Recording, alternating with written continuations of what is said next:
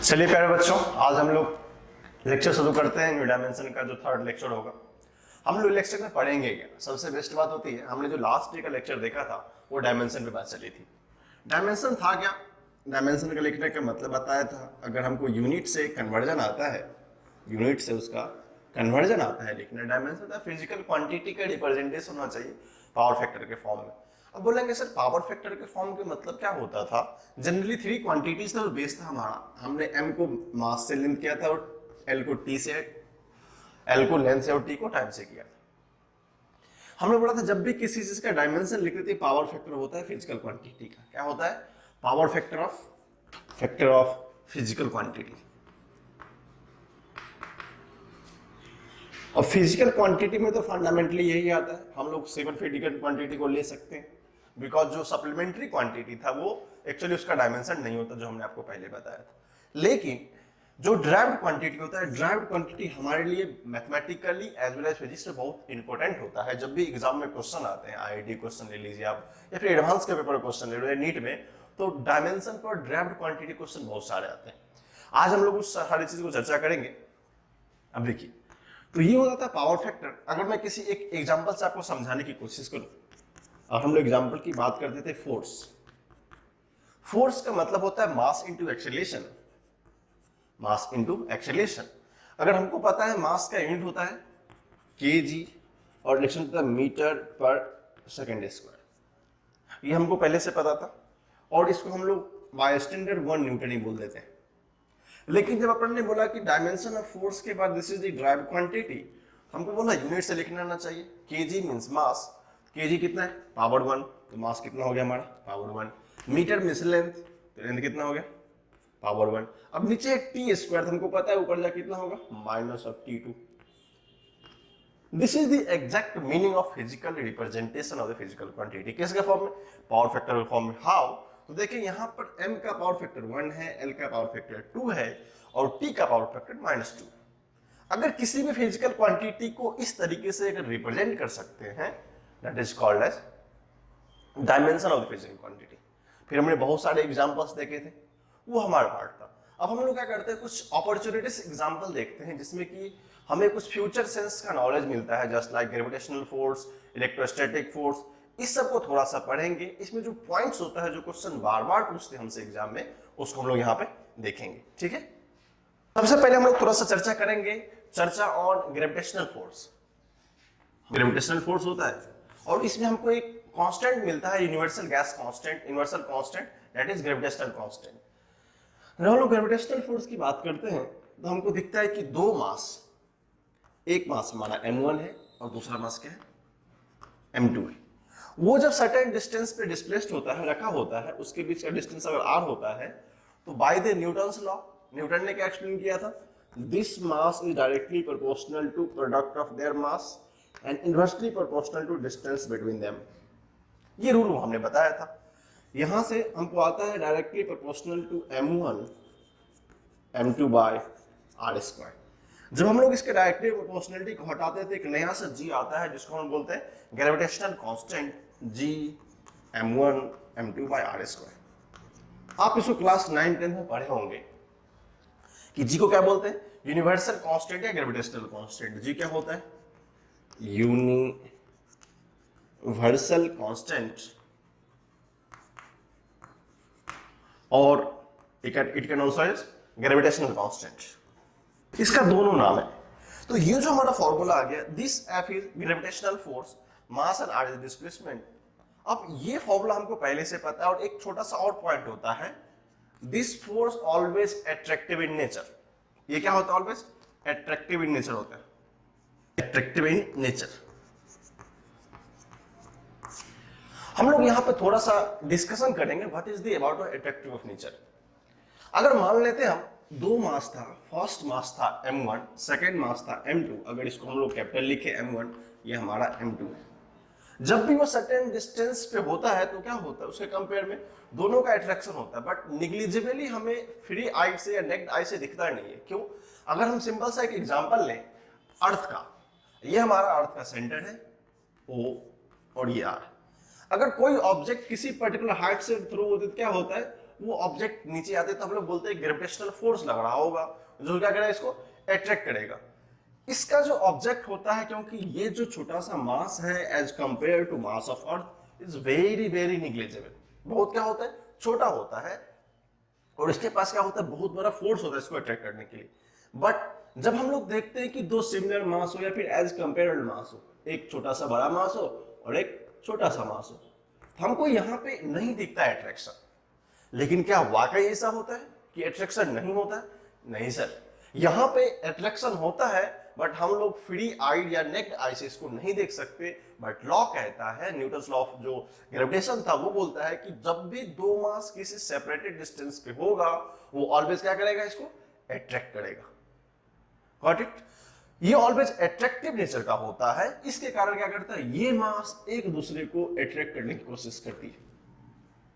जब करते हैं जो फोर्स जनरेट होता है एक दूसरे पे, अगर m1 मास और m2 मास की बात करें, इसने क्या किया, फोर्स ऑफ ग्रेविटेशन जनरेट किया, जिसका फॉर्मूला हम लोग निकाले थे यहाँ पे, g m1 m2 by r square. ये एक्सपेरिमेंटल फॉर्मूला था जिसको न्यूटन ने अपने प्रैक्टिकली लैब में इसको एक्सपेरिमेंट करके बताया था। आप सबको सेब की कहानी पता है, उतना डीप में हमको नहीं जाना है कि सेब कैसे आता है, but this is the practical example of gravitational force.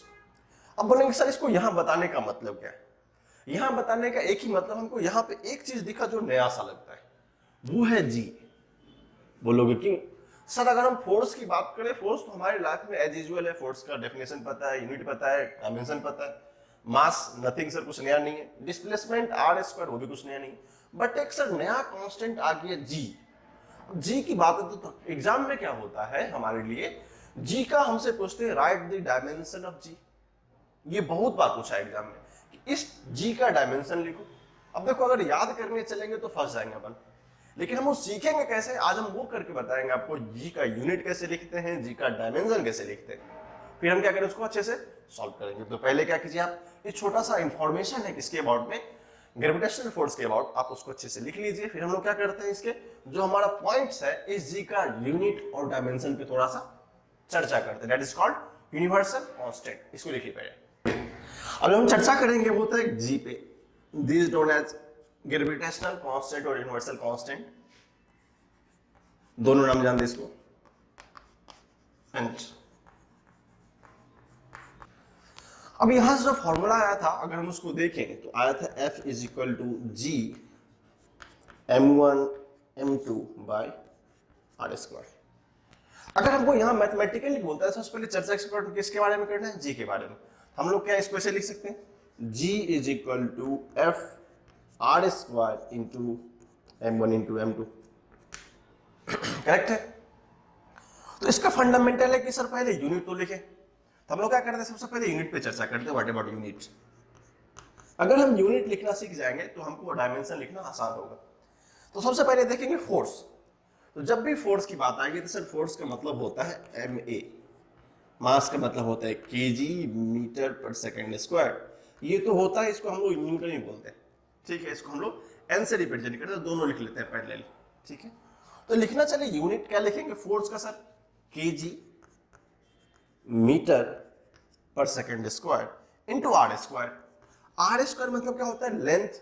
Length means metre, तो मीटर का स्क्वायर लिखना पड़ेगा, length means metre square, divided by mass into mass, that is KG square. देखेंगे इसको केजी इंटू केजी। कोई बोलेगा सर इसको हम ऐसे भी लिख सकते हैं क्या? जरूर लिख सकते हैं। अगर कंप्लीट करूं तो न्यूटन मीटर स्क्वायर पर KG square, this both are right. Whether आपको ये लिखे या ये लिखें, दोनों यूनिट है किसका, इस पर्टिकुलर जी जो ग्रेविटेशनल कांस्टेंट था उसका ये यूनिट है। अब थोड़ा आता है सब, थोड़ा यूनिट को सिंप्लीफाई करते हैं। अब देखो इस जी ने जी को मार दिया, क्योंकि एक केजी से हट जाएगा। फिर क्या देखते हैं, ये ऊपर बचता है मीटर स्क्वायर। मीटर क्यों हो जाता है ऊपर में, ऊपर कितना होता है, metre cube divided by KG second square. अब यहां से हमारे डायमेंशन लिखना आसान है, क्यों? अगर इसको लिखेंगे तो हम लिख सकते हैं कि जी -1 मीटर क्यू एंड सेकंड -1। इसको ऐसे लिख सकते हैं, ये हमारा एक्सपोनेंशियल फॉर्म होता है लिखने का। अब हम लोग बात करेंगे डायमेंशन की, तो डायमेंशन लिखेंगे कैसे? डायमेंशन जब हमको यूनिट लिखा गया तो डायमेंशन में कोई प्रॉब्लम नहीं है। पहले क्या बताए, जिसका भी लिखना हो उसको पहले ओपन ब्रैकेट में लेके आओ, आगे लेके ये ब्रैकेट शुरू कर दिया। क्या बोला, केजी का -1, केजी मींस मास, तो मास का कितना है पावर फैक्टर -1। फिर क्या दिया हुआ हमारा, मीटर का क्यू मतलब लेंथ का 3 दिया हुआ है। फिर क्या है, टाइम का -2। Very simple. हमने कुछ किया क्या? नहीं। अगर हमें यूनिट ऑफ कन्वर्जन अच्छे से आ जाएंगे तो हमको ये अच्छे से समझ में आ जाएगा। तो क्या होता है, वाकई बहुत टाइम, आप अगर नीट की बात करें एडवांस में जो मैच द कॉलम क्वेश्चंस होते हैं, मैच द कॉलम मींस आपको 4 ऑप्शन दे देंगे और 4 डिफरेंट क्वांटिटी दे देगा और चारों का डायमेंशन सेकंड में दे देगा, तो बोलेगा कि मैच द कॉलम में एक जी भी दिया रहेगा। तो उस समय हमें जी का क्या यूटिलाइजेशन है वो हमें समझ में आना चाहिए। इसलिए हमने क्या किया, आपको जी का डायमेंशन लिखना बताया। और अगर आप प्रोसेस को देखेंगे, प्रोसेस थोड़ा भी टफ नहीं है, आपको कहीं से भी नहीं लगे प्रोसेस टफ लग रहा है, ये बात सबको पता है। इसका मीनिंग सबको पता है, मास दोनों का मीनिंग सबको पता है, डिस्प्लेसमेंट या आर का स्क्वायर सबको पता है, इसको सबको पता है। अगर सब कुछ हमें पता है तो क्या मैं उसको सिंप्लीफाई नहीं कर सकता क्या? अगर मैं सिंप्लीफाई कर सकता हूं तो उसको हम यूनिट नहीं लिख सकते क्या? अगर अपन यूनिट लिख सकते हो तो क्या डायमेंशन नहीं लिख सकता क्या? लिख सकते हैं। बट बोलेंगे सर हमेशा अगर इसको सॉल्व करना होगा तो इतना बड़ा कैलकुलेशन करना पड़ेगा क्या? नहीं सर, मैं तो आपको ये करके बता रहा हूं कि हमारा फर्स्ट स्टेज ऑफ एप्लीकेशन है, हम इसको पहली बार कर रहे हैं। दैट्स वाइज हमको सारा प्रोसेस पता होना चाहिए। अगली बार क्या रिक्वायरमेंट, इसका सर पता होता है। जब इन दी प्रोसेस क्वेश्चन चलने लगेंगे क्या होगा, ये सारा चीज हमको इंस्टेंटली आ जाएगा। You remember the dimension unit पता है, डायमेंशन लिख दो विद इन 10 सेकंड, आपको 4 मार्क्स के लिए 10 सेकंड में क्वेश्चन बन जाते हैं। और आप चेक कर लेंगे क्या डायमेंशन ऑप्शन चेक करेंगे directly, you can get easily. So हमको प्रोसेस आना चाहिए, इसलिए ये हमारा इस रिजल्ट का बहुत इंपॉर्टेंस होता है। आप इसमें स्टार लगा लेंगे। ये क्वेश्चन मैं क्या लिखूं, हर एक एग्जाम ने पूछा है, आईआईटी ने पूछा है, मेंस ने पूछा है, ट्रिपल ई ने पूछा है, मेडिकल ने पूछा है, एआईपीएमटी ने पूछा है, नीट वालों ने पूछा है, किसी ने नहीं छोड़ा। इसलिए क्वेश्चन बहुत इंपॉर्टेंट है, इसको लिख लो। फिर हम लोग क्या करते हैं, थोड़ा सा दूसरे फोर्स पे चर्चा करते हैं, लिख लीजिए इसको। हम लोग दूसरे पे चर्चा करेंगे, that is called electrostatic force. वो तो हमको समझ में आ गया। वहां से हमें एक क्वेश्चन मिला, जी का डायमेंशन और यूनिट कैसे निकलते हैं। G means gravitational constant. Okay, next है हमारा इलेक्ट्रोस्टैटिक फोर्स। आपको लगता होगा सर ये सब कुछ नया लग रहा है, बट बेटा आगे फ्यूचर में ये सब आएंगे, सबके सब टॉपिक है, एक एक टॉपिक है, ग्रेविटेशन अलग है, ये भी अलग है। बट हमें उसमें जो इंपॉर्टेंट डायमेंशन का पार्ट है हम थोड़ा सा ग्लिम्स देना चाहते हैं, छोटा छोटा चीज देखेंगे। अभी डीप में नहीं जाना, छोटा चीज पढ़ेंगे। इलेक्ट्रोस्टैटिक फोर्स, ये भी फोर्स होता है। हम देखो इलेक्ट्रोस्टैटिक फोर्स क्या होता है, ध्यान से सुनेंगे। इलेक्ट्रोस्टैटिक फोर्स का कुछ मीनिंग नहीं है। Electrostatic force is just similar as gravitational force. हमने जस्ट उसको पैरेलली देखो, यहाँ पे हमने चर्चा करी थी सर, अगर 2 मास होगा m1 और ये मास हमारा m2 है, अगर वो सर्टेन डिस्टेंस r पे रखा होगा तो हमको एक अपने आप f ग्रेविटेशनल मिल जाता है, वो होता है g m1 m2 by r²। यहां भी कोई डिफरेंस नहीं है। यहां डिफरेंस क्या, दो चार्ज अगर किसी वैक्यूम स्पेस में या फ्री स्पेस में रखे हुए हैं, एक चार्ज q1 है, दूसरा चार्ज q2 है, अगर उस दोनों के बीच का डिस्टेंस अपन m मान लेते हैं, r है, तो जो डिस्क्राइब किया था इसको कूलम्ब्स लॉ के नाम से जानते हैं, जिसने इसको डिस्क्राइब किया था तो उसको हम लोग किस नाम जानते हैं, कूलम्ब्स लॉ के नाम से जानते हैं। उसने जो बताया था उसका कहना था जो यहाँ पे फोर्स एक्सर्ट होगा, फोर्स एक्सर्ट मतलब F इलेक्ट्रोस्टैटिक जो होगा, वो directly proportional to product of charge होगा and inversely proportional to displacement का स्क्वायर होगा। Got it? ये उसका स्टेटमेंट था। बट हम लोग यहाँ पे ग्रेविटेशन की बात करें तो हमने तो वही बोला था कि ग्रेविटेशन में ये बताया था कि directly proportional to product of mass होगा और inversely proportional to displacement square होगा। सर कोई डिफरेंस नहीं, चलो इसलिए दोनों सिमिलर था। F electrostatic directly proportional to product of charge divided by r²। ठीक है, जब यहाँ के प्रोपोर्शनलिटी कांस्टेंट नजर आता है, उसको प्रोपोर्शनलिटी कांस्टेंट ये साइंटिफिकल मेथड होता है 4 pi epsilon not q1 q2 by r²। इसको इन जनरली हम लोग लिख लेते हैं F electrostatic is equal to K Q1 Q2 by r², जहां पे K के बारे में चर्चा क्या है, के वैल्यू होता है 1/4 पाई एप्सिलॉन नॉट। ठीक है, अब बोलेंगे सर यहाँ पे के क्या है, एप्सिलॉन नॉट क्या है, तो हम लोग को सारा चीज जानना जरूरी है। Epsilon not very important term, इसी पे तो सारी कहानी टिकी है, क्योंकि हमको फोर्स पता है, आर पता है, चार्ज पता है, कुछ नया नहीं, क्योंकि चार्ज और करंट एक फंडामेंटल क्वांटिटी में आता था, उसका तो रिक्वायरमेंट नहीं।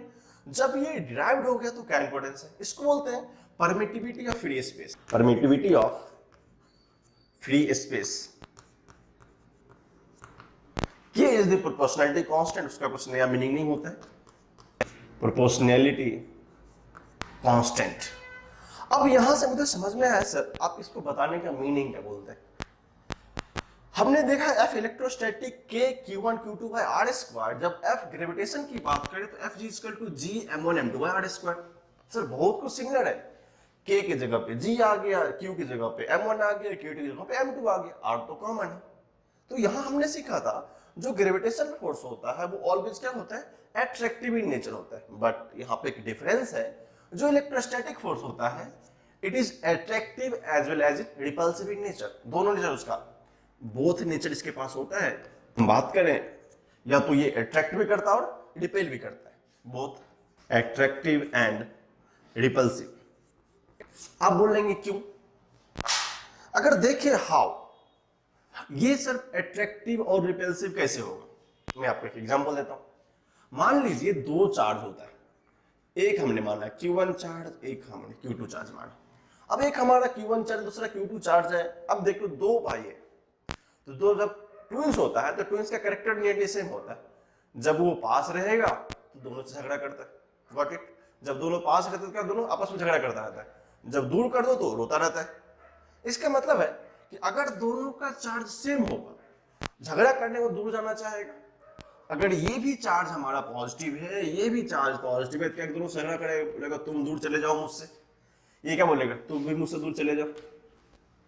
ठीक है, ये दोनों दूर चला जाएगा, जब दूर रहेगा तो पास आएगा। अब थोड़ा देखो फिर से, तो ये जो फोर्स होता है एफ इलेक्ट्रोस्टैटिक, इस पे लग रहा होता है, एफ पे भी एफ इलेक्ट्रोस्टैटिक लग रहा होगा, क्योंकि फोर्स तो क्या था, के Q1 Q2 आर स्क्वायर, दोनों का मैग्नीट्यूड है, दोनों का डिस्प्लेसमेंट है। जब दोनों सेम केस में था, उस केस में रिपल्सिव प्रिवेल करता है, उस केस में क्या करता है, दूसरे को रिपेल करता है। बट वही आसपास में एक उसका दोस्त होता है जो क्या उसके अपोजिट नेचर का है। तो मान लो वो लड़का एक यहाँ उसको माइनस मिल गया और ये प्लस मिल गया, तब क्या करते हैं दोनों एक दूसरे को अट्रैक्ट करता है, just like a opposite nature. अब देखो हमको सबको पता है कि plus plus plus minus minus plus minus, it means they will attract. तो हमको यहां से एक कंसेप्ट सीखने को मिलेगा, same charge always repel and opposite charge always attract. Same charge repel, repel का मतलब दूसरे को एग्जॉस्ट करेगा, जिस तरह ट्विंस किया करता था। अपने दोस्त के साथ उसकी बनती है, मान लो उसका पड़ोसी का कोई फ्रेंड है, वो क्या करेगा, उसको बोलेगा तू मेरे तरह जा, तू आसानी से चला जाएगा। बट जब दूर रहेगा फिर भी separation feel, this is human nature. But इसको प्रैक्टिकली हम लोग देखें तो सेम चार्ज क्या करता है, रिपेल करता है, but opposite charge each other, दोनों क्या करता है, अट्रैक्ट करता है। की बात करें दोनों चार्ज क्या करता है, अट्रैक्ट करता है। हाउ, तो यहां सेम चार्ज में क्या होगा, दोनों प्लस प्लस होगा या दोनों माइनस माइनस होगा। ऐसा नहीं सिर्फ प्लस प्लस ही रिपेल करेगा, अगर दोनों माइनस माइनस होगा तो फिर क्या करेगा, रिपेल करेगा। मान लो फर्स्ट वाला प्लस हो गया, सेकंड वाला माइनस हो गया, फर्स्ट वाला माइनस हो गया, सेकंड वाला प्लस हो गया, तो इस केस में क्या होगा, अट्रैक्ट करेगा, इस केस में रिपेल करेगा। हमको इतना छोटा सा बेसिक डेफिनेशन जानना था। तो यहाँ पे हमारे लिए सबसे एक इंपॉर्टेंट टर्म है जो कि डायमेंशन पॉइंट ऑफ व्यू से है, इस टर्म को भी बहुत बार पूछा एग्जाम वालों ने, बहुत बार समझ रहे हो ना, इतना बार पूछा है कि मैं काउंट करके नहीं बता सकता, और हर एक एग्जाम में पूछा है, Mains, advance, JEE, NEET, medical सब में पूछा है। इसलिए सारे प्रोसेस को बताना पड़ता है कि ये हो एक्चुअली कैसे रहा है। आई होप आपको सारा electrostatic as compare to gravitational force में समझ में आया होगा। और ये हमारा इलेक्ट्रोस्टैटिक फोर्स होता है, इसको इस नाम के साइंटिस्ट ने डिराइव किया था, कूलम्ब्स लॉ। हमें सिर्फ अभी बेसिक डिस्क्रिप्शन पढ़ना है, ये 12th में अपना एक पूरा टॉपिक ही है, ये हमारा 12th का पूरा टॉपिक है, इसलिए इसको टेंशन नहीं लेना कि सर कैसे होगा, इसको फिर से पढ़ाएंगे, डीप से पढ़ाएंगे। बट अभी हमारे लिए सबसे इंपॉर्टेंट है कि ये फॉर्मूला होता है और इसका जो वर्चुअल पार्ट था ये पार्ट होता है। उसमें जो हमने इंपॉर्टेंट निकाला, इस टर्म को निकाला, फिर हम लोग के को निकाला। के हमारे लिए वाकई आसान है, अगर हमको ये पता हो तो के निकाल सकते हैं। लेकिन हम क्या करेंगे, यहाँ पर कभी कभी एग्जाम में क्या होता है, लोग को कंफ्यूज कर देता है। आपको पूछेंगे प्रोपोर्शनलिटी कांस्टेंट ऑफ दिस, इसका निकालो, तो लोग सोचते हैं ये दोनों बराबर है क्या? नहीं, इसको अच्छे से लिखिए। हम लोग इस दोनों का यूनिट और डायमेंशन थोड़ा सा चर्चा करते हैं, क्या होगा इसका यूनिट, क्या होगा इसका डायमेंशन। इसको पहले अच्छे से लिख लीजिए। अब नेक्स्ट होगा यूनिट और डायमेंशन अमाउंट। किसका इसका बात करेंगे? Unit and dimension epsilon not और के, हम लोग दोनों पे थोड़ा थोड़ा चर्चा कर लेंगे। इस दोनों का हमारा टॉपिक है, इस पे चर्चा करना। हम लोग जब बात करें यहां से एफ इलेक्ट्रोस्टैटिक फॉर्मूला पे कंसंट्रेट करेंगे। एफ इलेक्ट्रोस्टैटिक इसका लोग क्या सीखा था? सबसे पहले अपन के लिखते, फिर बाद में के कैसे देख लेंगे। के Q1 Q2 by R square where K is equal to 1 by 4 pi epsilon, ये रूल होता है। जब भी हम लोग किसी गेम में एंटर करते हैं तो first we know the rule, क्योंकि मान लो अपन फुटबॉल का बहुत बड़ा चैंपियन है, बट अपने को फुटबॉल का रूल ही नहीं पता तो काहे का चैंपियन, गॉट इट ना।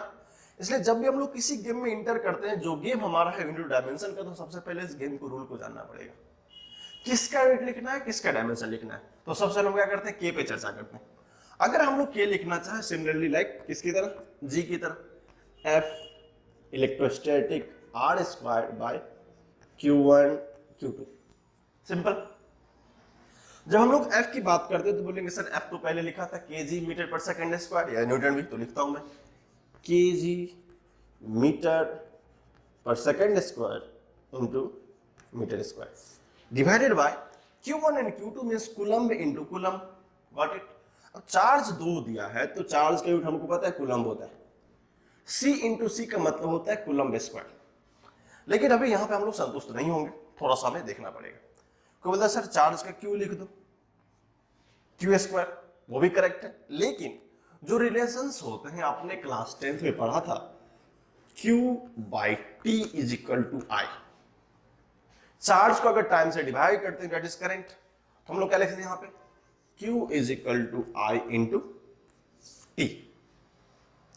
अब देखो Q is equal to I T लिख सकते हैं, तो यहाँ क्या आई टी लिख सकते हैं क्योंकि हमारे लिए Q भी है, बट इन जनरली एग्जाम में ये हमारा फंडामेंटल यूनिट है करंट, इसलिए वो कोशिश करें इसको फंडामेंटल में कन्वर्ट कर दें।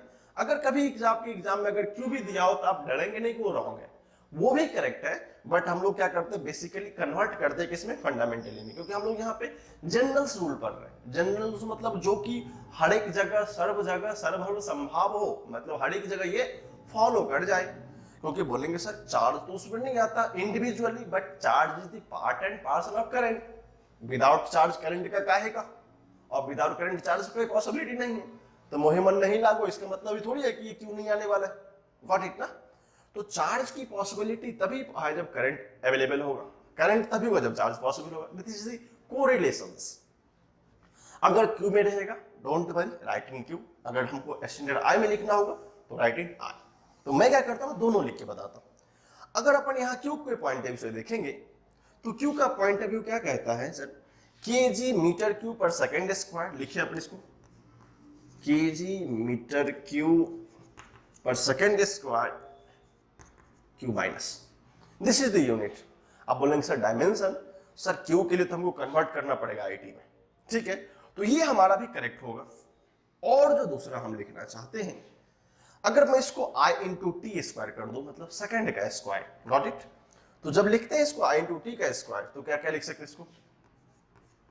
केजी मीटर पर second square into metre square, I means the unit ampere, got it. तो यहां से आता है I square into second square. बोलोगे सर एम्पियर लिखो, सेकंड चलेगा तो ए लिख लो, बेहतर है हमारे लिए। A square S square, A means ampere, current का होता है एस स्क्वायर। बात करते हैं इसको सॉल्व करने की बात, तो क्या आता है, ये दो दो चार हो जाएगा, तो लिखेंगे केजी मीटर 4 मीटर 3 ना, only 3 metre 3 second 4 and ampere minus 2, this is the unit. अगर हमको यूनिट लिखने आ गए तो भाई साहब डायमेंशन लिखना आसान है। कंफ्यूजन तो यही था ना। अब देखो डायलॉग देखेंगे, पावर फैक्टर क्या होता है। डायमेंशन ऑफ दी केजी का मास पावर फैक्टर 1, तो लिखो यहां पे dimension of K is equal to m1 capital bracket में। फिर नेक्स्ट क्या है, L3 लेंथ 3 है, फिर कितना है T-4, फिर कितना है एम्पियर -2। हम लोग इसको ए से ही रिप्रेजेंट करते हैं इन जनरली, जो 7 फंडामेंटल यूनिट है इसको ए से एम्पियर करते हैं, कैंडिला का फॉर्म में आता है, करेक्ट, इसको एम्पियर्स करते हैं। ये हमारा डायमेंशन हो गया किसका, के का। लेकिन सर अभी तो हमको एक टर्म भी मिला, अगर के की बात करते लेकिन क्वेश्चन में सर एप्सिलॉन पूछता है। अब देखो, ए रिलेशन बिटवीन के and epsilon is very realistic, कितना आसान है। अगर हम लोग एप्सिलॉन की बात करें, अगर हम लोग एप्सिलॉन की बात करें, क्या होगा 1/k। अगर आपको कंफ्यूजन नहीं हो तो आप डायमेंशन को एग्जैक्टली रिवर्स कर सकते हैं। जो डायमेंशन हमें आया उसको जस्ट क्या कर दो, रिवर्स कर दो, तो हमको आंसर मिल जाएगा, क्योंकि 1/this is completely reverse of them. अगर आप इससे लिखना चाहते हैं इससे भी लिख सकते हो। तो पहले हम क्या करते हैं, यूनिट लिख के बताते हैं आपको। तो क्या लिख सकते हैं हम लोग यहां से, kg -1, metre -3, then second +4 and ampere +2। अब तो डायमेंशन लिखने कुछ नहीं आनी हमको माइंडली, जस्ट इसको देखिए और लिख दीजिए। क्या बोला है, मीटर -1 kg में है, -1 L -3 T4 A²। और ये क्वेश्चन लाख टका क्वेश्चन है भाई, हर एक जगह पूछता है, जहां भी जाओ तहां न तहां इसका एप्लीकेशन हमें मिल ही जाता है। हमने दो चीज बताया, ये भी बेहतर है कभी कभी अगर इनडायरेक्टली पूछेंगे तो हमें आना चाहिए। अब मैं इसको बोलूंगा सर आपने यहां से क्यों नहीं बताया, बेटर है कि इसको आसान कैलकुलेशन से लेके चलेंगे तो हमारे लिए बहुत फायदेमंद रहेगा। यहाँ पे क्या है, अगर मैं थोड़ा सा रिप्रेजेंटेशन की बात करूं, representation m is mass, l is length, t is time, a is the ampere that is current. ये हमारा डायमेंशन का माजरा होता है। तो जो इलेक्ट्रोस्टैटिक लॉ को बताने का मतलब था, इसका मतलब यही था कि हम इसका डायमेंशन लिखने आना चाहिए। ठीक है, इसको अच्छे से आप लिखिए और हमारे लिए दो इंपॉर्टेंट है, कोशिश करेंगे इस दिन को हम लोग अच्छे से सीख ले, जो हमको एग्जाम में बहुत काम आए। इसको अच्छे से लिख लीजिए। पहले थोड़ा सा ड्राइव्ड क्वांटिटी के और सारे एप्लीकेशन को देखते हैं। हमने अभी देखा ग्रेविटेशनल फोर्स का देखा, ग्रेविटेशनल फोर्स देखा, फिर हमने इलेक्ट्रोस्टैटिक फोर्स देखा। अभी और सारे क्वांटिटी आएंगे, मैग्नेटिज्म भी, हम लोग उतना डीप मैग्नेटिज्म में नहीं जाएंगे, इसको अपने टॉपिक पढ़ाएंगे।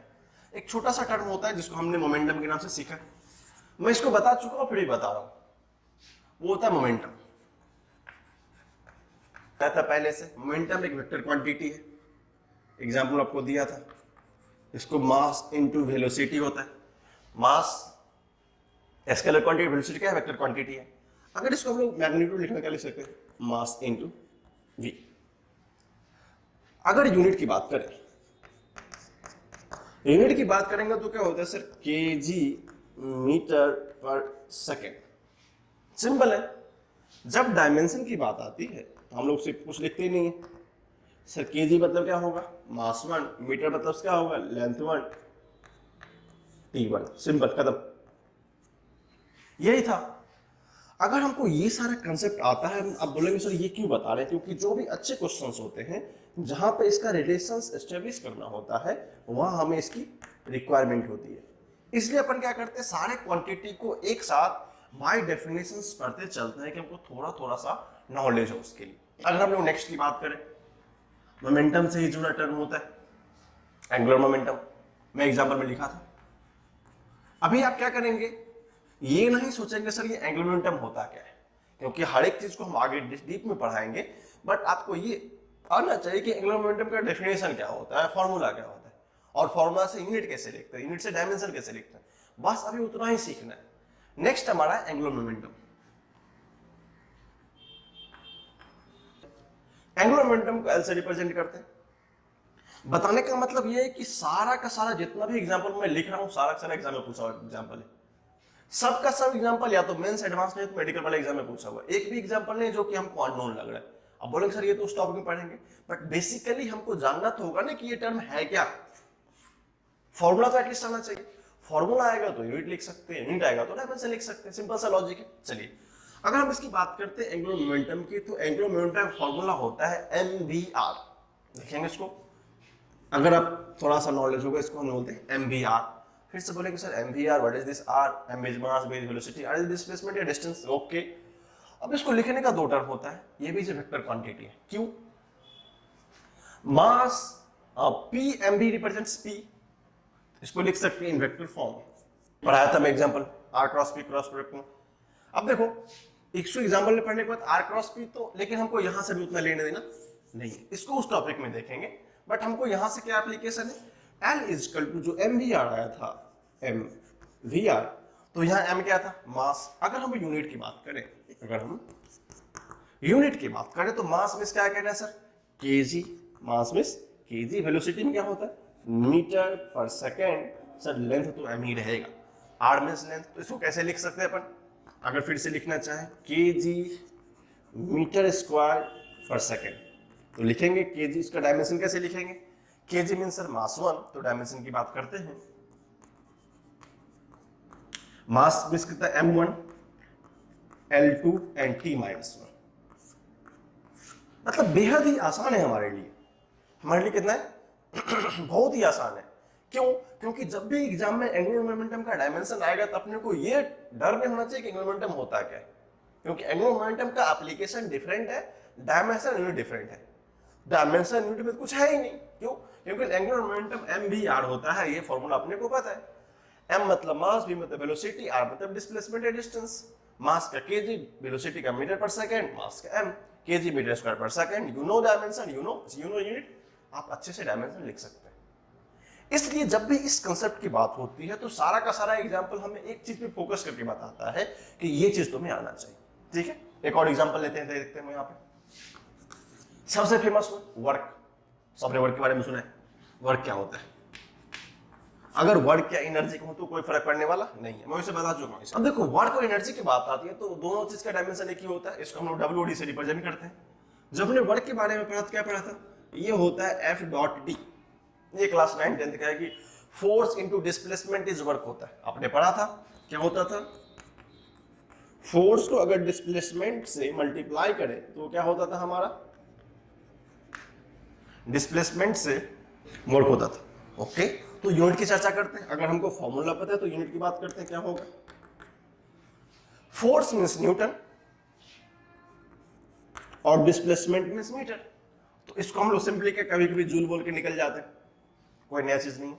अब देखेंगे सर न्यूटन मीटर में तो मजा नहीं आया, थोड़ा मजा आना जरूरी है।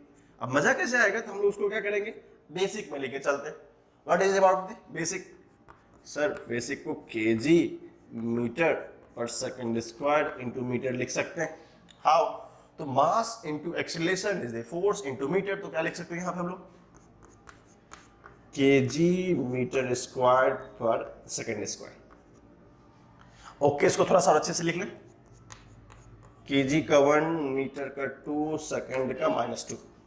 डायमेंशन देखो बहुत ही आसान है। अगर अपन डायमेंशन की बात करें सबसे पहले देखते हैं भाई साहब, केजी कितना है 1, मतलब मास क्या होगा 1। नेक्स्ट कितना है मीटर 2 L2, सेकंड का -2 L -2। हमको एक भी चीज ऐसा नहीं देखा जिसमें लगे कि नहीं कुछ डिफरेंट है, और जो यूनिट वर्क का होगा सिमेट्रिक्स का होगा, एनर्जी का भी होगा। तो ये सारा प्रिसाइजेशन डोमेन हमें आने चाहिए, जो कि कुछ कुछ एग्जांपल्स में होते हैं जो हमें समझ में आते हैं। ठीक है, इसको अच्छे से लिखिए, फिर हम लोग कुछ और एग्जांपल को और सारा एलिबरेट करते हैं जो कि एग्जाम पॉइंट ऑफ व्यू से इंपॉर्टेंट होता है, क्योंकि जितना चीज मैं लिखा हूं सब का सब एग्जाम का क्वेश्चन है। एक भी क्वेश्चन आप अगर पलटेंगे, मेंस पर पेपर देख लो आप, एडवांस का पेपर देखना, एडवांस में मैथ्स दी कॉलम में क्वेश्चन आते हैं, मेंस में डायरेक्टली पूछ लेते हैं। अगर आप बात करें इधर मेडिकल की, मेडिकल में क्वेश्चन आते हैं। अगर डायरेक्टली नहीं पूछेंगे तो इसका एप्लीकेशन पूछ लेंगे, कहीं पे इसके साथ पूछ लेंगे। मान लीजिए किसी का डायमेंशन दे दिया, किसी का पूछ लेगा, तो इसका हमें रिक्वायरमेंट पड़ जाता है। तो इन हाउ जो रिसोर्सेस थे, जो हमने 5 केसेस लिखा, सारे के सारे क्या थे, इंपॉर्टेंट रिसोर्स थे। ठीक है, इसको आप अच्छे से लिखिए, हम लोग कुछ और एग्जांपल को एक्सप्लेन कर दे ताकि आपको अच्छे से सहूलियत हो समझने के लिए कि क्या कितने सारे यूनिट चाहिए हमें समझने के लिए, कितना और एग्जांपल चाहिए, क्योंकि एग्जांपल हमें परफेक्ट बनाता है कि पैटर्न कैसे फॉलो करना है। गॉट इट, इसको लिखो। किसी का क्वेश्चन होगा सर एनर्जी की बात आपने बोल दी कि वर्क किसी को एनर्जी होता है, बट एनर्जी 2 टाइप के होते हैं। हम लोग एनर्जी को भी डिस्कस कर लेते हैं। जो हमारा 6-1 होगा, जो आपने बताया सर एनर्जी होगा, क्योंकि हमको वेरिफिकेशन बहुत रिक्वायरमेंट है, तो हम मैं बोल के निकल जाऊं, बट ऐसा थोड़ी होता है, वेरिफिकेशन चाहिए। एनर्जी होता है, एनर्जी एक्चुअली वर्क होता है, किसके, वर्क के डायमेंशन के बराबर होता है। गॉट इट, आपने ये कहा वर्क का डायमेंशन आपने मुझे बता दिया कि फोर्स इनटू डिस्प्लेसमेंट होगा, तो हमने मान लिया kg मीटर पर second square mLt minus 2 into T. ये हमारा वर्क आ गया। ये हमने देखा था फोर्स का क्या होता था, मास kg मीटर पर second square L by T minus 2, correct है। उसके बाद एक लेंथ से मल्टीप्लाई तो L स्क्वायर हो गया, ये आ गया। अब कहना है सर अगर एनर्जी का डायमेंशन ये होता तो जितना भी एनर्जी है सबका डायमेंशन ये होना चाहिए, जरूर सर होगा। तो हमारे नजर में दो टाइप की एनर्जी होती है। हम लोग फर्स्ट टाइप की बात करते हैं काइनेटिक एनर्जी।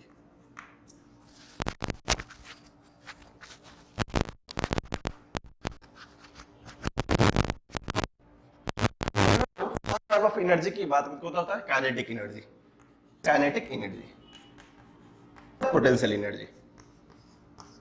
तो मन में क्वेश्चन होगा सर आप तो मुझे पता चलना चाहिए कि ये काइनेटिक एनर्जी ये पोटेंशियल एनर्जी, सर दोनों में तो एनर्जी कॉमन है, भले उसका मीनिंग अलग है, बट सर ये प्रूफ करके मेरे को बताओ कि दोनों का क्या होना चाहिए, सेम होना चाहिए। जरूर करेंगे। अगर हम लोग पहले की बात करें जो फर्स्ट काइनेटिक एनर्जी है, तो हमको पता है काइनेटिक एनर्जी को इस तरह लिखते हैं के, और इसका फॉर्मूला सबको पता है 1/2mv² होता है, ठीक है। 1/2mv² होता है, सबको पता है सर, इसका कोई लेना देना नहीं, 1/2 कुछ होता, इसका कुछ नहीं हो सकता। जब भी यूनिट की बात करेंगे तो यूनिट तो आसानी से लिख लेंगे। चलो लिखूं, क्या लिखूं, यूनिट करें तो क्या होगा, KG,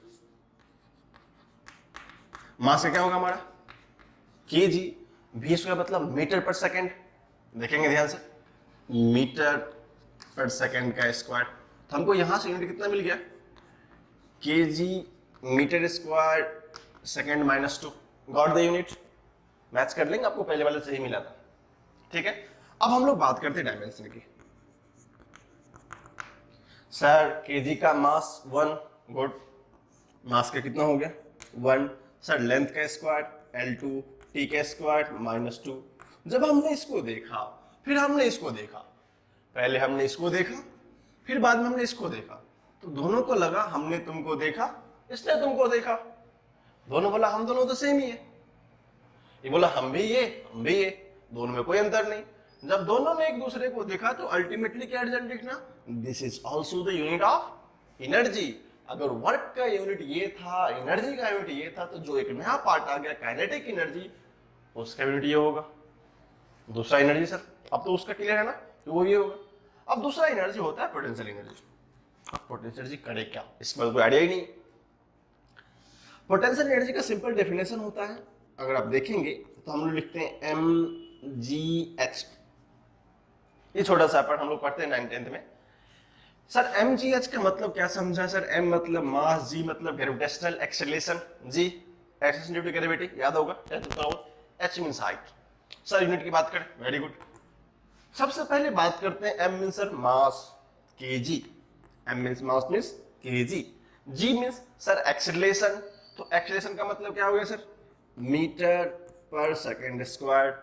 sir h means what, length, that is metre, आ गया, देखो चमक रहा है क्या, गुड। अब क्या हो गया, kg, सर मीटर को हमने मीटर से मल्टीप्लाई किया, मीटर स्क्वायर हो गया। इस भाई साहब को ऊपर लेके क्या हो गया, वो -2 हो गया। अब -2 होने का मतलब है सर उसकी तरह दिख रहा है क्या, kg metre square second square, kg metre square second -2, okay sir, no problem. इसका भी डायमेंशंस के साथ साथ यूनिट भी मैच कर गया। जब दोनों का मैच होता है तो हमको पता ही है कि सारा कुछ कैच कर जाता है। जब इसका डायमेंशन यूनिट मैच कर, डायमेंशन क्या करना चाहिए, मैच करना चाहिए। देखो केजी क्या कहना है इसका, भाई साहब केजी मतलब मास 1, लेंथ का 2 है, टाइम का -2 है। जब हमने इसको देखा, फिर से इसको देखा, फिर से इसको देखा, तो क्या बोला, ये भी सर वही होगा, और ये भी सर वही होगा, और ये भी सर वही होगा। हमने जब इस तीनों को देखा तो क्या पता चला कि तीन केस में वर्क हो, एनर्जी हो, काइनेटिक एनर्जी हो, पोटेंशियल एनर्जी हो, चाहे कोई भी एनर्जी हो, जिसमें भी हो, सबका सब डायमेंशन यही होता है।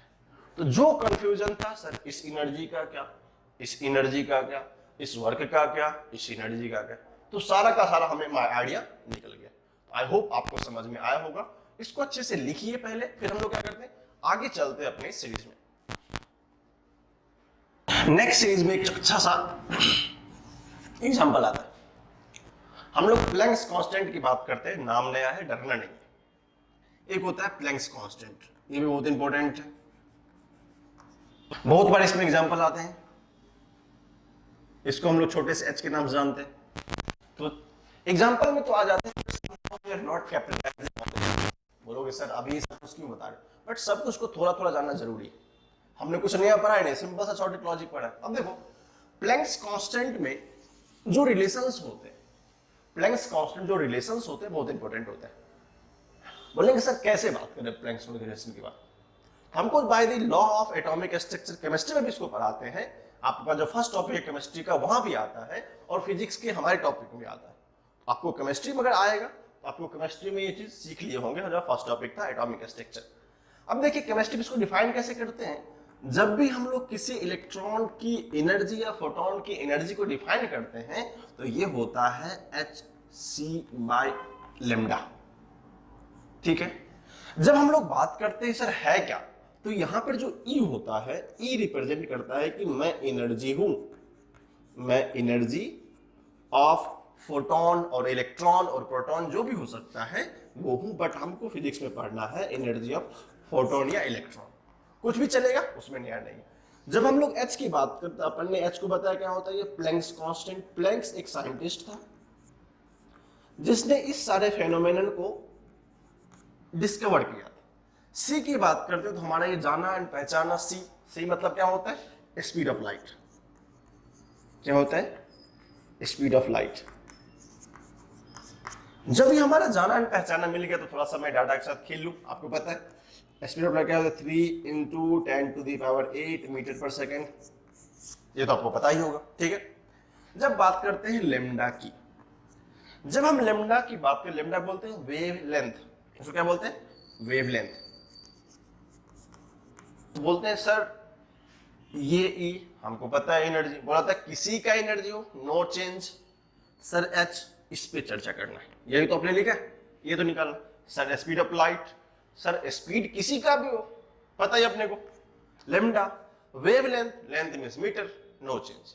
अब यहां से क्वेश्चन आता है सो डायमेंशन लिखना है H का, यूनिट लिखना तो आसान ही है,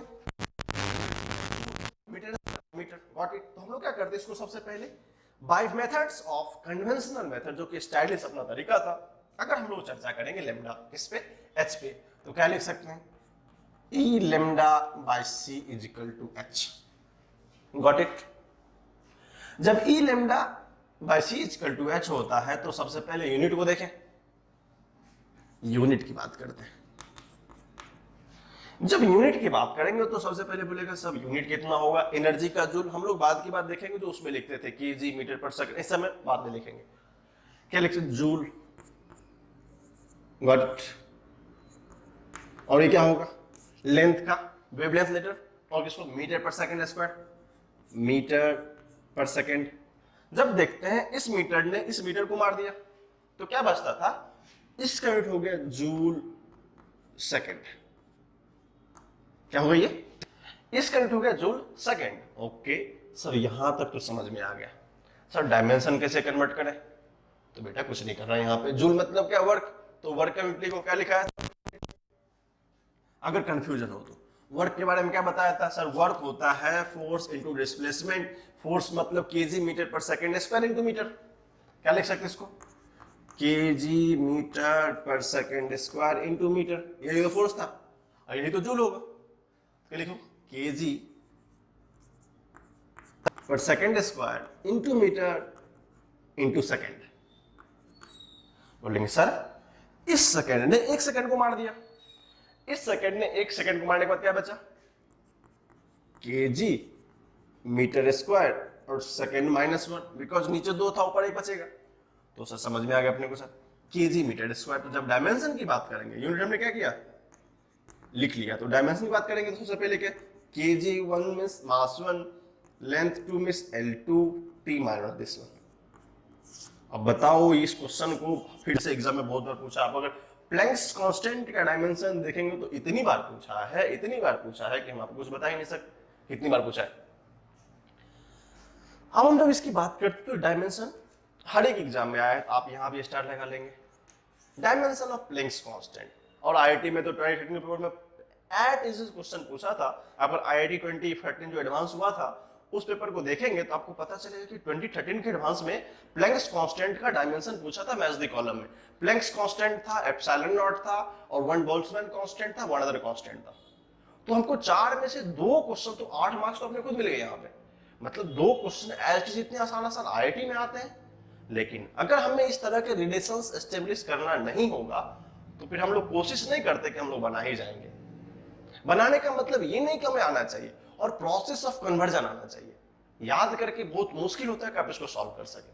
ठीक है, तो आपको पता चलेगा what is the dimension of Planck's constant m1 l2 t-1, this is the dimension of Planck's constant. इसको अच्छे से लिख लीजिए, फिर हम लोग क्या करते हैं, आगे चलते हैं। एक्चुअली इस तरह के बहुत सारे एग्जांपल हैं, लेकिन हम लोग क्या करेंगे, इस एग्जांपल के साथ जो भी हमारा सीट आपको प्रोवाइड किया जाएगा, इस सीट में बहुत सारे कंसेप्चुअल क्वेश्चन दिए हुए हैं। हमारा भी एक लिमिटेशंस है, हमने प्रोसेस आपको सिखा दिया है कि किस तरह अप्लाई करते हैं अगर फॉर्मूला हमारे पास एलिजिबल हो। जो इंपॉर्टेंट था हमने उस सबको डिस्कस कर दिया है आपके लिए। अब हम लोग क्या करते हैं, इसकी नेक्स्ट कड़ी में चलते हैं। एक होता है to find the empirical formula. नया कंसेप्ट इंट्रोड्यूस करेंगे कि डायमेंशन बेस्ड एम्पिरिकल फॉर्मूला का क्या यूज है। डायमेंशन लिखना is all about over, nothing different, कुछ नहीं है। जस्ट हमको अगर छोटा सा ग्लिम्स देखना चाहे, उसमें हमने बोला था 7 क्वांटिटी थी फंडामेंटल का। फर्स्ट हमने किसके बारे में पढ़ा था, मास के बारे में पढ़ा था। सेकंड क्या था हमारा, लेंथ के बारे में पढ़ा था। थर्ड था हमारा टाइम। फोर्थ था टेम्परेचर। फिफ्थ था अमाउंट ऑफ सब्सटेंस, जो 6 था मोल के बारे में बात कर रहे थे, अमाउंट ऑफ सब्सटेंस। एंड 2 1 2 3 4 5 6 7 था ल्यूमिनस इंटेंसिटी। ल्यूमिनस इंटेंसिटी ये हमने पढ़ा था। हमको पता है मास यूनिट क्या होता था, केजी। डायमेंशन को एम से लिखते हैं, लेंथ मीटर, इसको एल से लिखते हैं, टाइम सेकेंड टी से लिखते थे। टेम्परेचर हमको पता है केल्विन, इसको हम लोग कैपिटल के से लिखते हैं। करंट एम्पियर, इसको ए से रिप्रेजेंट करते हैं। अमाउंट ऑफ सब्सटेंस क्या होता है, मोल होता है। जो मोल होगा उसको हम लोग सिंपल एम लिखेंगे। ये हमको जनरली केमिस्ट्री में आता है। ल्यूमिनस इंटेंसिटी का होता है कैंडेला। ये क्या होता है हमारा, कैंडेला, CN कैंडेला, इसको रिप्रेजेंट करते हैं CD से। ये एक्चुअली 7 फंडामेंटल क्वांटिटीज थी, जिसपे हमने इसी सब के बेसिस पे हमको सारा कुछ ड्राइव करना। लेकिन हमने क्या बताया था, 3 फंडामेंटल क्वांटिटीज देयर। इसी से हमने क्या किया, सारे के सारे फॉर्मूले को ड्राइव कर लिया। बिकॉज जब हमने ड्राइव फंडामेंटल क्वांटिटी बताया था तो क्या सिखाया था, drive fundamental quantity actually basic 3 fundamental quantity, जिसको हम लोग बेस क्वांटिटी बोला करते थे, उससे हमने सारे ड्राइव किया था। ये था हमारा उसके बारे में। अब हम लोग क्या करते हैं, इंपेरिकल फॉर्म में चलते हैं। इंपेरिकल फॉर्म का मतलब बोलोगे सर हमने तो कभी सुना ही नहीं। दिलाऊं आपको, इंपेरिकल फॉर्म का मतलब होता है जैसे हमने क्लास 9 10th के केमिस्ट्री में पढ़ा था, इंपेरिकल फॉर्मूला। बात करें उसकी, हमने बोला था सर अगर कोई रिएक्शन ए है, अगर बी से उसने रिएक्ट करके क्या बनाया, C+D बनाया। ठीक है, ए सब्सटेंस ने बी से रिएक्शन करके क्या बनाया, C+D बनाया। This part is called the reactant, this part is called as product, reactant. ये इंपेरिकल तब तक होता था जिसको हम लोग सेल्फ डिराइव नहीं कर सकते। जैसे क्या, वो एज इट इज अपने लॉ के अकॉर्डिंग आता है। जैसे बोला कि सर ए कोई सब्सटेंस था, अब ए कहां से लाऊं, A+B क्यों हो गया, this is the empirical form of the reaction. A+B का आउटपुट C+D है, A+B अब बोलेंगे सो कौन सा रूल फॉलो करें, नहीं sir, this is the empirical. अब उसी तरह इस इंपेरिकल फॉर्म को डायमेंशन में कैसे कन्वर्ट करते हैं, कुछ एग्जांपल्स को कैसे कर सकते हैं, उसको हम लोग अभी देखेंगे। ठीक है, पहले उसका प्रोसेस देखेंगे कैसे इंपेरिकल फॉर्म ट्राई करता है। ठीक है, जो हमारा टॉपिक होगा उसमें आएगा टू फाइंड इंपेरिकल फॉर्मूला। ये भी वन ऑफ द इंपॉर्टेंट है, यहां से क्वेश्चन भी बनते हैं। टू फाइंड फॉर्मूला, सर ये इंपेरिकल फॉर्मूला होता क्या। अब इसको सॉल्व करने के लिए हम थोड़ा सा मेथड बताएंगे, आप फॉलो करना है। आप उसके बाद हम क्वेश्चन से सीखेंगे क्या सीखेंगे। सबसे पहले जो होता है, उससे पहले बेस फंडामेंटल क्वांटिटी बोलते हैं, उसको बोलते हैं फंडामेंटल क्वांटिटी की बात होती है, जो कि फंडामेंटल क्वांटिटी की बात होगी। 3 फंडामेंटल क्वांटिटी जो कि हमको हमारे लाइट और लाइफ में आते हैं, अगर रेट्स 4 आ जाएंगे तो कोई प्रॉब्लम नहीं, ऐसा नहीं कि हमको सिर्फ वही तीनों लेके चलना है। लेकिन इन जनरली हम लोग क्या करते हैं, 3 फंडामेंटल क्वांटिटी यूज करते हैं। आप सबको इतना बार तो याद ही हो गया होगा, 3 फंडामेंटल, इसको हम लोग बोलते हैं fundamental quantity, FQ, got it. 3 fundamental quantity में अगर हम बात करें, सबसे पहले क्या आता था, मास, फिर आता था लेंथ, फिर आता था टाइम। इंपेरिकल फॉर्मूला मानते हैं कोई अननोन फिजिकल क्वांटिटी होगी, तो मान लेते हैं लेट P एक नया सा फिजिकल क्वांटिटी होगा, P be any physical quantity, this is PQ, मतलब क्या होगा, P be any physical quantity, then the dimension of the physical quantity, then the dimension quantity, physical quantity। अब क्या होता है, ये हमारा एम्पेरिकल फॉर्म है। अब इसको लिखने का मतलब क्या होता है, ये स्टैंडर्ड फॉर्म है, इसको ऑलवेज फॉलो करेंगे। वो कैसे है, P directly proportional to mass to the power A, length to the power B and time to the power C and so on। मतलब कैसे, अगर टेम्परेचर आएगा तो टेम्परेचर लिख देंगे, करंट आएगा तो करंट लिख देंगे, और ये ऑर्डर ABC फॉलो करेंगे। बट हमारे जनरल लाइफ में इसी तीनों का मैक्सिमम एप्लीकेशन होता है। बोलोगे सर ये कैसे रूल होता है, हमने डायमेंशन की डेफिनेशन से ही पता है कि किसी भी फिजिकल क्वांटिटी को उसके बेस क्वांटिटी के पावर फैक्टर फॉर्म में लिखना ही तो डायमेंशन है। अगर हम इस फिजिकल डायमेंशन लिखना चाहते हैं, P का क्या करना चाहते हैं, P का डायमेंशन अपन लिखना चाहते हैं, तो हमको सबसे पहले इसको हम लोग बेस लिखना पड़ेगा। क्या करना पड़ेगा, बेस क्वांटिटी के पावर फैक्टर लिखना पड़ेगा। हमने क्या लिखा, मास, लेंथ एंड टाइम। बाकी और सारे हमने 3 ही लिखा है। डॉट डॉट मतलब है कि यहाँ पे D भी होगा, यहाँ पे I भी होगा, पावर में CD तक चलाता रहेगा। जितने फिजिकल क्वांटिटी फंडामेंटल के फॉर्म में दिए रहेंगे, सबको हम लोग अप्लाई कर सकते हैं। अब कंसेप्ट उठता है कि सर हमने A क्यों लिखा, B क्यों लिखा, तो मास, लेंथ, P यानी physical, A and B and C are the index, A, B and C are the index, और इसको पावर फैक्टर लिख सकते हैं, इंडेक्स और power factor. M mass, L and T, ये क्या होता है, A, B, C are the power factor of M and L T। तो जो होगा mass to the power something, तो उसका पावर फैक्टर A रहेगा। ये हमारा स्टैंडर्ड कन्वेंशन है। कोई बोलेगा सर मैं इसको B मान लेता हूँ, उसमें कोई प्रॉब्लम नहीं है कि अपन B मान लेंगे। बट क्या होता है, एक ऑर्डर फॉलो करते हैं तो क्या होता है, सीक्वेंस हमें समझ में आता है। अदरवाइज आप बोलेंगे इसको C मान लेता हूँ, इसको T मान लेता हूँ, कोई प्रॉब्लम नहीं, आप कुछ ही मान सकते हैं। बट हमारा कोई बोलेगा सर इसको X मान लो, क्या बात नहीं, आप X मान लीजिए, Y मान लो, क्या मान लीजिए। इसमें हमको कंफ्यूजन होना चाहिए कि अपन X माने या Y माने। भाई A माना हो मान सकते हैं, कोई प्रॉब्लम नहीं, ठीक है। तो हमने बोला कि इसको डायमेंशन कैसे एम्पिरिकल फॉर्मूला लिखते हैं, तो हमको समझ में आया कि किसी भी फिजिकल क्वांटिटी का अगर एम्पिरिकल फॉर्मूला लिखना होगा, तो जो फंडामेंटल्स क्वांटिटी थे m to the power a, l to the power b, t to the power c dot dot dot, इसको देखने के बाद पता चलता है कि ये कौन सा क्वांटिटी होगा।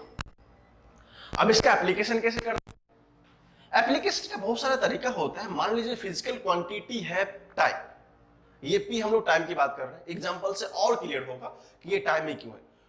जो भी ये फिजिकल क्वांटिटी नोन होता है हमारे लिए, कि इसको हम लोग किसी भी फिजिकल क्वांटिटी के टर्म में रिप्रेजेंट करना, मतलब ये नोन होगा। जो भी ये नोन होगा, इसका मतलब हम इसको जानते रहे होंगे। तो क्या करेंगे, ये नेम क्वांटिटी का हम लोग करेंगे right the dimension, right the dimension in the form of fundamental quantities, in the form of FQ, fundamental quantities, the power, then power जब हम लोग पावर को कंपेयर करेंगे, we get the value of A is equal to something, B is equal to something and C is equal to something. When you get the just put in them, यहाँ पे हम लोग put कर देंगे और इसका proportional constant always 1 लेके चलेंगे। ये हमारा एक्सपेरिमेंटल डाटा होता है। तो जब यहाँ हम इसको पुट करेंगे A, B का वैल्यू, मान लेते हैं हमको A का वैल्यू 1 आ गया, B का वैल्यू 2 आ गया और C का वैल्यू 3 आ गया। तो ये जो हो जाएगा पावर फिजिकल क्वांटिटी कितना हो जाएगा, M1 L2 and T 3।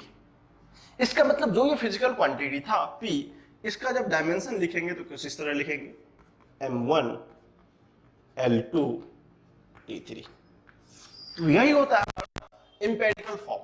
कैसे अप्लाई करेंगे? सिंपल सा प्रोसेस था, कुछ इस तरह मानना शुरू करेंगे, एज्यूम करना शुरू करेंगे, फिर कैसे कन्वर्ट करेंगे ये हमको नोन होगा। उस केस में इसका डायमेंशन लिखेंगे, पावर को इक्वेट करेंगे। ये हमने वैल्यू ले लिया है, यहां से हमको नहीं मिला। जब ये वैल्यू मिल जाएगा उसको तो यहाँ पे पुट कर देंगे, ये हमारा वैल्यू मिल जाएगा। इससे जो रिजल्ट आएगा वो रिजल्ट डेरिवेशन का काम करता है। इसको हम लोग डीप में देखेंगे, जब डेरिवेशन देखेंगे तो पता चलेगा सर क्या इससे हम लोग डेरिवेशन चेक कर सकते हैं कोई डेरिवेशन करेक्ट है कि नहीं। यस, वो भी कर सकते हैं, वो फ्यूचर कोर्स ऑफ एक्शन में आएगा। ठीक है, तो आप इस कंसेप्ट को अच्छे से लिख लीजिए कि हम लोग क्या कहते हैं, एम्पिरिकल फॉर्म को अप्लाई कैसे करते हैं, लिखते कैसे हैं, फिर आपको यहां सबको समझ में आ जाएगा कि पॉइंट ऑफ एप्लीकेशन होता क्या। ठीक है, इसको लिखिए, फिर हम लोग क्या करते हैं एग्जांपल के थ्रू इसको और लेयर बाय लेयर इसको सीखने की कोशिश करते हैं। ये तो फंडामेंटल्स था। इसके नेक्स्ट लेवल में क्या होता है, क्वेश्चन कैसे बनते हैं, क्वेश्चन को अप्लाई कैसे करते हैं। हमने छोटा सा ग्लिम्स यहाँ पे आपको दिया है कि क्वेश्चन अप्लाई कैसे करेंगे, बट एग्जैक्टली में करेंगे कैसे वो हम लोग देखते हैं। A body, A fits body है, तो मान लेते कोई बॉडी ये है, वो क्या कर रहा है, मूव कर रहा है। अब मूव करने का मतलब है कुछ इधर जाता रहेगा। ये तो कहानी है, किसी हमको यहाँ पे आधा दिखेगा, किसी समय हमको यहाँ पे आधा दिखेगा, किसी समय यहाँ पे आधा दिखेगा। ये फेनोमेनन है। It depends on mass. Okay, इसका पास तो मास भी, क्योंकि कोई बॉडी होगा मास तो अवेलेबल है। डिपेंड्स ऑन रेडियस, गुड, किस ट्रैक पे जा रहा है रेडियस पे डिपेंड करता है। नेक्स्ट क्या है, स्पीड ऑफ द बॉडी, तीनों चीज पे डिपेंड करता है। तो बोला है उसका फॉर्मूला बताओ। एक बात मैं आपको बोल दूं, जो फॉर्मूला यहां से प्रूफ करके आएगा, जब हम लोग मैकेनिक्स के सर्कुलर मोशन करेंगे वो फिर से आएगा। इसका मतलब अपन इस कंटेंट से प्रूफ कर देंगे कि ये फॉर्मूला करेक्ट है। तो यहां से हमको एक कंफ्यूजन नहीं होना चाहिए, कभी भी फॉर्मूला पे डाउट नहीं करना चाहिए। डाउट हो तो जस्ट चेक कर लो कंटेंट के हिसाब से। अगर वो डायमेंशनली करेक्ट आ गया, that means this formula is 100% fit. ठीक है, अब इसको शुरू कैसे करते हैं। हमको बोला था कि sir find the physical quantity NEP, लेकिन यहाँ क्या पूछा है, P का मतलब है फोर्स। जिस क्वांटिटी को निकालना था वो क्वांटिटी कौन सा है, P। मतलब जो हमको ढूंढने कहानी तो पता है फोर्स। अब इतना मेहनत से हमने फोर्स का डायमेंशन पढ़ा है, फोर्स का पता ही है। दिया है सॉल्यूशन देखेंगे, यहां से आप लोग ढंग से देखेंगे। ठीक है, सॉल्यूशन को देखते हैं तो क्या बोलता है, सर ये जो क्वांटिटी है वो डिपेंड करता है इसके मास पे। ये तो बात थी सर, और डिपेंड करता है इसके रेडियस पे। यही तो बात थी सर, और डिपेंड करता है इसके वेलोसिटी पे या स्पीड पे, v पे। सर तीनों पे डिपेंड करता है, गुड।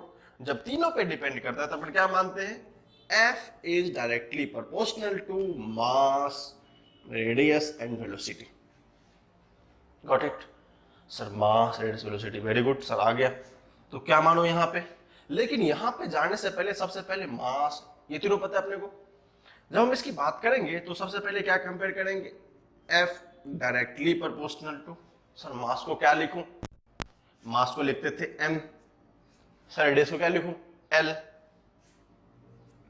सर इसको क्या लिखूं, V को metre by time, L by T। थोड़ा अच्छे से लिखो इसको।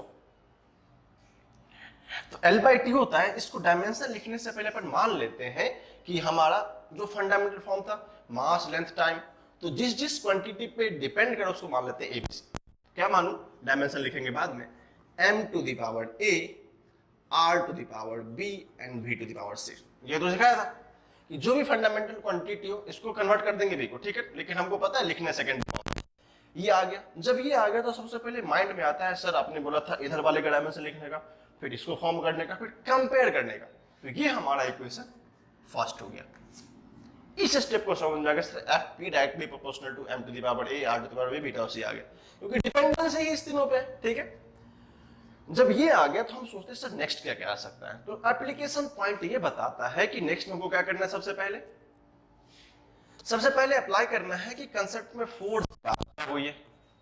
जब हम लोग फोर्स को देखते हैं तो हमको फोर्स का डायमेंशन लिखना चाहिए, क्या होता है, MLT-2। गॉट इट, मतलब ये 1 है, ये 1 है, ये 2 है। जब इसकी बात करेंगे तो मतलब क्या है, इसको अपने अपने फॉर्म में लिखते हैं। ठीक है, मास तो लिख सकते हैं इसको मास का मतलब m to the power a, very good sir. R B मतलब लेंथ का पावर b, सर b मतलब लेंथ बाय टाइम का पावर c। जब हम लोग इसको देखते हैं कैलकुलेशन में तो क्या पता चलता है, mass to the power a, l to the power b तो था ही, l to the power c भी हो गया और t to the power minus c हो गया। ध्यान से देखेंगे इसको। अब पता है कि मल्टीप्लीकेशन ऑफ पावर में क्या होता है, एडिशन होता है।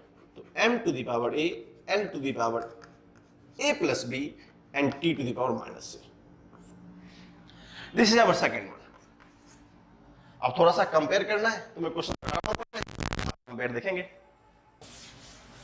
जब हमने देखा डायमेंशन आया था सेकंड इक्वेशन से, वो क्या हो गया, force is directly proportional to m to the power a, l to the power a plus b and t to the power minus c। a plus c, b plus c यहां पे होगा, ठीक है, यहां b प्लस c होगा, देख लेंगे इसको, और t माइनस c। तो हमको दिखा कि m to the power a,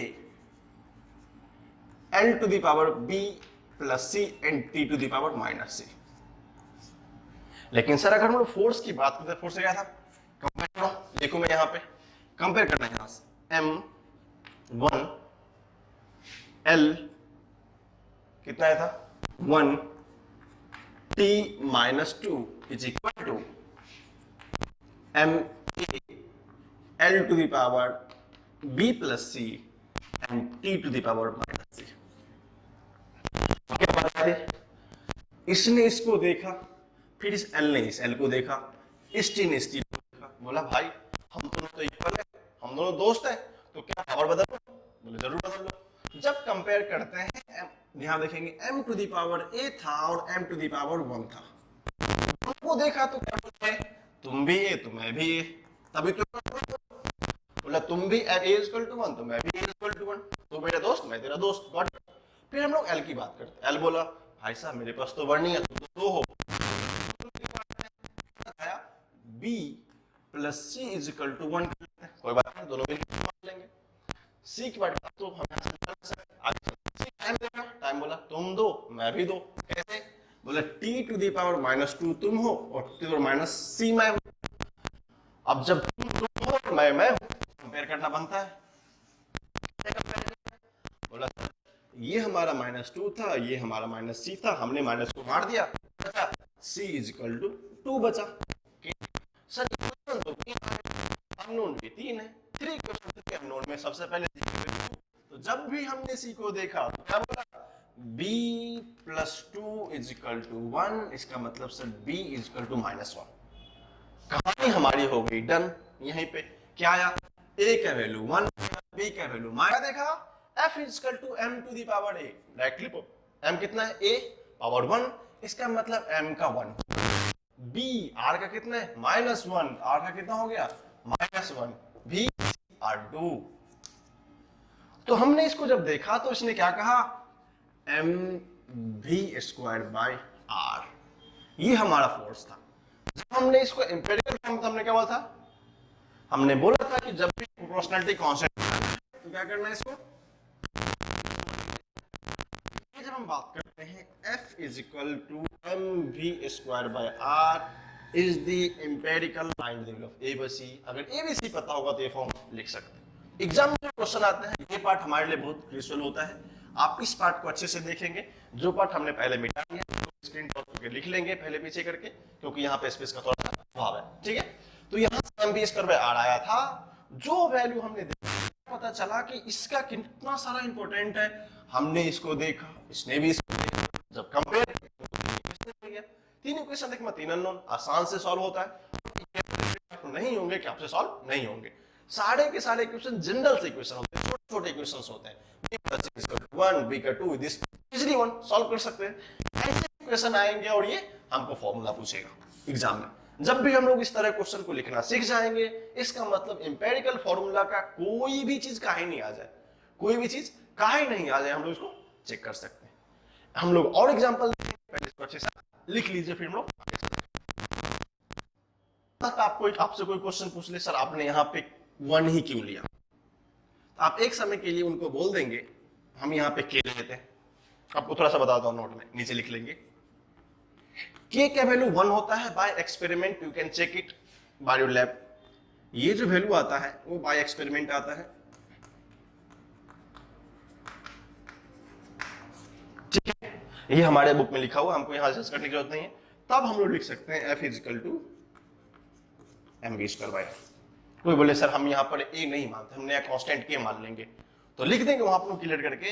अगर प्रोपोर्शनलिटी कांस्टेंट हमने के मान लिया, सी मान लिया, पी मान लिया, जो मानना है मान लो, कोई फर्क नहीं पड़ता, वो value always by experiment comes 1। जो 1 आता है that's case F is equal to mv square by r होता है। तो हो सकता है आपसे कोई क्वेश्चन पूछ ले अगली बार, तो अगली बार क्वेश्चन जब भी पूछेगा सर क्या होता है, उसका जो प्रोपोर्शनलिटी कांस्टेंट होता है 1 होता है। कहां से? बाय एक्सपेरिमेंट पूछेंगे, बुक स्टडी करेंगे, उतना हमें पढ़ना जरूरत नहीं, बट हमें नॉलेज होना चाहिए कि 1 होता है। अगर मान लो किसी ने पूछा तो आइडिया नहीं 1 होता है, कोई बोलेगा सर यहाँ पे तो कुछ 2 लिख दो, क्या फर्क पड़ने वाला, कोई तो वैल्यू है, बट नहीं सर, बोलेंगे एक्सपेरिमेंट में बताया गया कि 1 होता है, वो हमारे बुक में लिखा। Got it?